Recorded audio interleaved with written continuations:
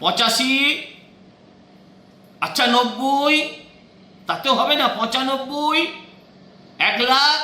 সবাই বললে হাততালি দিয়ে উঠলো, হ্যাঁ 1 লাখ, সবাই তো তাই জানতো। বললো না 1,10,000 ডান, হাতুড়ি মেরে দিল। এই হাতুড়িটা আসলে যারা ডিএ চেয়েছিল, মুখ্যমন্ত্রী বলেছিলেন ডিএ দিতে গেলে সরকারের কোমর ভেঙে যাবে, তাদের মাথায়। এই হাতুড়িটা যারা চাকরি হারা হয়েছে অথচ যোগ্য ছিল, এই হাতুড়িটা তাদের মাথায়।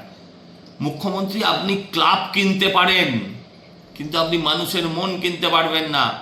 এই টাকা জনগণের, এই টাকা আপনার নয়। আপনি এইভাবে ধর্মীয় কারণে আবার বলবেন সেকুলার, আবার বলবেন ধর্মনিরপেক্ষতার কথা।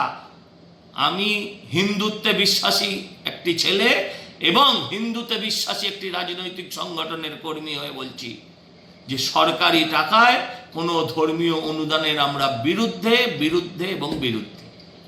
এই টাকা মুসলমানের, এই টাকা শিখ, ইসাই, খ্রিস্টান, সমস্ত আপনি যে সবগুলো বলেন তাদের সকলের টাকা, তাদের টাকা নিয়ে দুর্গাপুজোকে দেবেন, এই জিনিস আমরা চাই না।